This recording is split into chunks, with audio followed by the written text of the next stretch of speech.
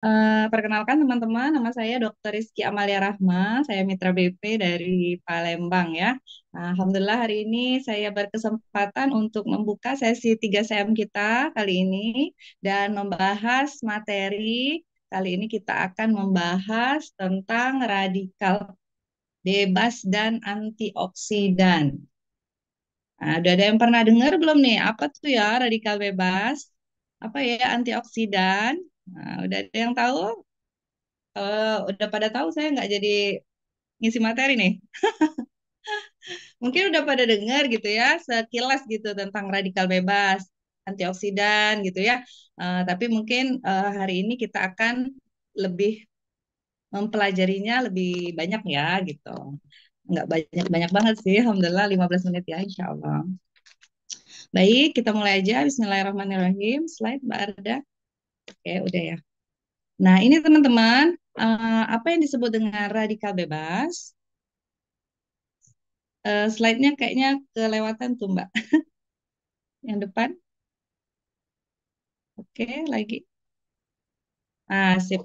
Nah, itu apa itu radikal bebas? Teman-teman bisa lihat ya, di situ ada yang sebelah kiri, gambar sebelah kiri, yang elektronnya berwarna biru, ada yang sebelah kanan yang elektronnya berwarna ungu ya itu ya, ungu. Nah, yang sebelah kiri itu adalah molekul yang stabil dengan jumlah elektron yang berpasangan. Nah, pada sewajarnya molekul itu memiliki elektron-elektron yang berpasangan ya, teman-teman. Jadi dia akan stabil dan tidak akan merusak molekul-molekul yang lain. Nah, pada kondisi yang tidak wajar gitu ya, nah, molekul itu akan kehilangan satu buah elektron. Itu yang ada di sebelah kanan, teman-teman gitu ya.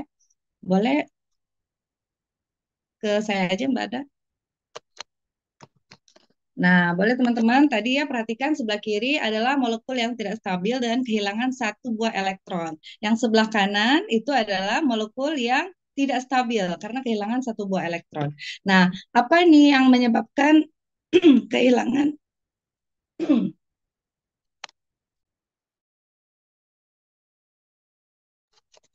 Maaf ya teman-teman. Jadi apa yang menyebabkan kehilangan satu buah elektron pada sebuah molekul? Nah itu banyak sekali penyebabnya. Nanti kita akan bahas. Nah, kehilangan satu buah elektron pada satu molekul ini yang membuat molekul itu tidak stabil ya teman-teman. Tapi dia akan mencari gitu ya, mencari pasangan elektron yang lain dari molekul yang lain gitu ya. Nah, jadi yang tadi ya tidak ada pasangan, dia akan mencari elektron lain dari molekul yang lain. Begitu juga molekul yang tadi kehilangan satu buah elektron, dia juga akan mencari elektron lain dari molekul-molekul yang lain.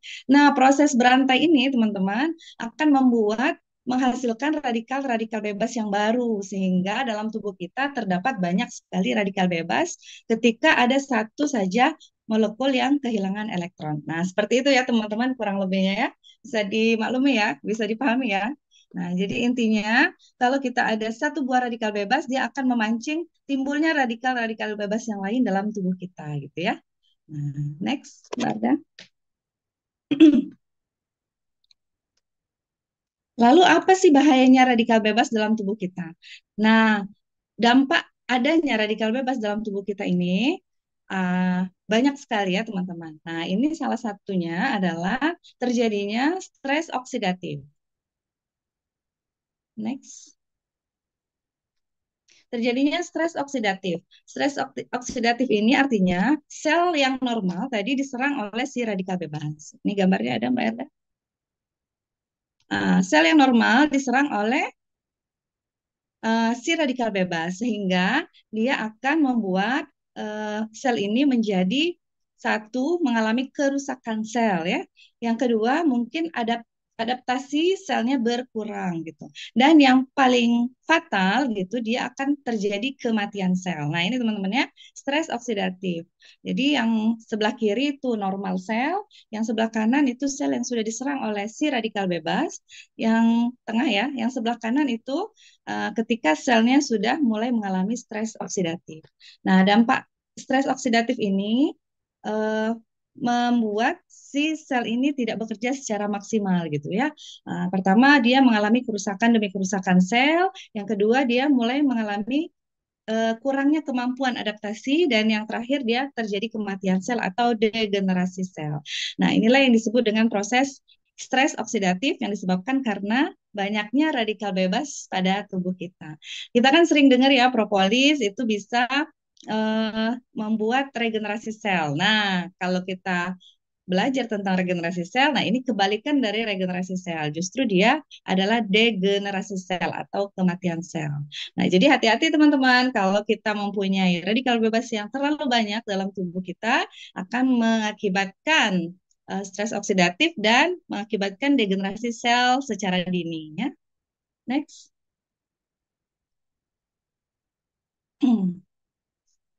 Nah, sekarang apa tuh antioksidan? Nah, dia temenan tuh antara radikal bebas dan antioksidan ya. Nah, ini sebelah kiri bisa teman-teman zoom ya. Sebelah kiri yang ada eh, apa radikal bebasnya itu ya, free radikal atau radikal bebas, itu ada satu buah elektron yang kehilangan elektronnya ya, satu yang nggak berpasangan tuh ya, ada yang paling bawah. Nah, si antioksidan ini akan menyumbang satu buah elektron sehingga molekul itu menjadi stabil kembali. Nah, sebenarnya teman-teman, boleh balik ke saya Mbak Ada. Sebenarnya pada kondisi normal si radikal bebas ini tetap diperlukan ya oleh tubuh kita gitu. Nah, kan dia tuh dihasilkan dari proses dari luar tubuh dan proses dari dalam tubuh kita sendiri si antioksidan ini, si radikal bebas ini gitu ya. Apabila kita mengalami metabolisme tubuh, dia ada hasil samping ya. Hasil samping dari metabolisme tubuh juga menghasilkan radikal bebas. Hasil samping dari pernafasan kita juga menghasilkan radikal bebas. Tapi radikal bebas yang wajar dalam tubuh masih dapat dinetralisir ya, masih dapat dinetralisir oleh antioksidan alami yang dihasilkan tubuh kita sendiri ya. Jadi pada kondisi normal Allah tuh menciptakan radikal bebas sekaligus ya sama penangkalnya gitu ya. Sekaligus sama penangkalnya ya, ini si antioksidan. Nah, tapi apabila paparan radikal bebas sudah terlalu banyak gitu ya, mungkin pola makan kita yang kurang sehat, mungkin banyak terpapar dengan sinar radiasi, mungkin banyak terpapar dengan polusi gitu ya, sehingga antioksidan yang dihasilkan tubuh kita sudah tidak mampu lagi menetralisir si radikal bebas tadi. Nah, itulah yang nantinya akan membuat tubuh kita menjadi stres oksidatif, sel-sel tubuh kita mengalami stres oksidatif, dan terjadi degenerasi sel secara dini. Gitu. Nah, kalau dia sudah tidak balance, apa yang bisa kita lakukan? Coba next, Mbak Arda. Apa yang bisa kita lakukan untuk melawan si radikal bebas ini? Gitu ya. Tadi kan katanya radikal bebas diciptakan Allah sekaligus dengan penangkalnya ya. Tapi ketika si radikal bebas sudah terlalu banyak, tubuh kita sudah tidak mampu lagi menetralisirnya. Nah, ini hal-hal yang dapat kita lakukan untuk melawan radikal bebas yang terlalu banyak dalam tubuh kita. Yang pertama adalah dengan apa tuh teman-teman? Kelihatan? Apa yang pertama itu? Olah olahraga ya. Olahraga intensitas ringan sampai sedang ya. Karena kalau dengan intensitas yang berat ya, ini olahraga intensitas ringan sedang secara bertahap dan teratur gitu ya. Nah, kalau kita terlalu memaksa dengan olahraga intensitas yang berat gitu, justru dapat memicu timbulnya si radikal bebas yang berlebihan juga gitu. Jadi jangan memaksakan diri olahraga yang berat-berat dulu, dimulai aja dulu dengan yang intensitas ringan sampai sedang. Contohnya apa tuh? Lari, jogging, boleh ya, sepeda, atau renang gitu tipis-tipis ya, boleh gitu. Yang kedua itu apa? Boleh kelihatan cara melawan radikal bebas. Yang kedua, apa tuh? Boleh menjaga pola hidup sehat ya, menjaga pola hidup sehat. Nah, teman-teman kan tahu ya gimana caranya menjaga pola hidup sehat. Insya Allah mitra-mitra BP ini udah pada sehat semua ya, udah pada tahu. Jadi kalau di WHO definisi sehat itu eh, bukan hanya sekedar sehat fisik ya teman-teman, menjaga pola hidup sehat, sehat fisik, sehat mental, ya, sehat sosial juga. Nah, kalau mitra BP ditambah dua lagi ya Mbak Arda, sehat finansial Nah, dan sehat, apalagi Mbak Arda? Sehat finansial ya, Masya Allah. Jadi kalau keempat-empatnya sehat, sehat fisik, sehat mental, sehat sosial, sehat finansial, insya Allah kita juga dapat menangkal si radikal bebas tadi. Gimana caranya gitu ya? Pola hidup sehat ya istirahat cukup, hindari paparan-paparan eh, apa polusi yang berlebihan gitu ya. Yang ketiga nih dengan konsumsi makanan-makanan gizi seimbang ya. Nah, yang ketiga nih konsumsi kombinasi antioksidan setiap hari. Nah, sebenarnya sumber antioksidan ini banyak banget ya. Salah satunya adalah pada buah-buahan dan sayur-sayuran ya, teman-teman. Nah, kenapa harus dikombinasi? Nah, itu ada ya gambarnya kombinasi warna-warna buah dan sayur. Nah, makanya kalau ditanya apa nih buah yang paling bagus, apa sayur yang paling bagus, itu sebenarnya eh, nggak ada gitu ya. Yang paling baik adalah dikombinasi. Kenapa harus dikombinasi? Karena macam-macam warna buah, macam-macam warna sayur memiliki antioksidan yang berbeda-beda, sehingga dia akan saling melengkapi gitu teman-teman ya. Nah, jadi jangan makannya eh, buah A terus gitu ya atau sayur A terus. Nah, makanya yang lebih pas itu adalah kombinasi. Kalau makan sayur memang bagusnya tuh yang kombinasi, misal kayak apa ya capcay gitu ya. Itu kan dikombinasi banyak macam jenis sayurnya gitu. Atau sop gitu ya bisa dikombinasi sayurannya. Nah, yang paling penting sekarang adalah kita perlu memperhatikan cara memasaknya, teman-teman ya. Paling penting kita perlu memperhatikan cara memasak dan takaran jumlahnya. Kadang kita eh, masak nih sayur ya, tapi mungkin terlalu lama gitu ya. Atau masak sayur dengan cara yang kurang tepat gitu ya, terlalu lama atau sayurnya sudah keburu layu gitu. Nah, itu akan mematikan atau mengurangi kadar antioksidan di dalam sayur dan buah itu sendiri. Terus yang terakhir itu adalah tambahan suplementasi antioksidan. Nah, ketika kita merasa buah dan sayur kita kurang gitu ya, nah teman-teman bisa menambahkan dengan suplemen-suplemen yang mengandung antioksidan. Suplemen yang mengandung antioksidan ini sangat banyak ya. Ada yang ekstrak buah A, ada yang ekstrak buah B gitu ya. Ada yang macam-macam kombinasi antara ekstrak buah dan sayur gitu. Nah, tapi kita ada satu buah suplemen antioksidan yang sangat powerful gitu ya, yang memiliki jumlah antioksidan yang sangat banyak. Boleh next?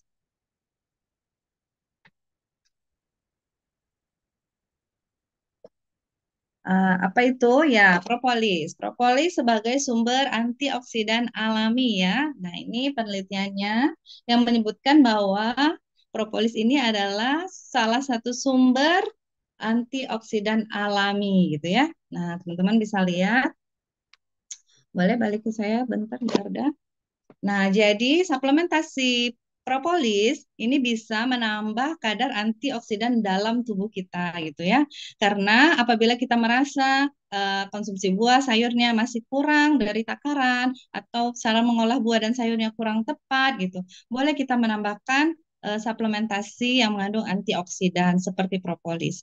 Nah, propolis ini disebut super antioksidan atau memiliki sumber antioksidan yang banyak karena apa teman-teman? Si lebah ini kan menghisap gitu ya, menghisap sari-sari tanaman, sari-sari tumbuhan di sekitarnya gitu. Sehingga dia mengandung bioflavonoid yang sangat banyak. Kalau pada buah dan sayur mungkin hanya memiliki 1 sampai 2 jenis bioflavonoid dari satu macam buah sayur.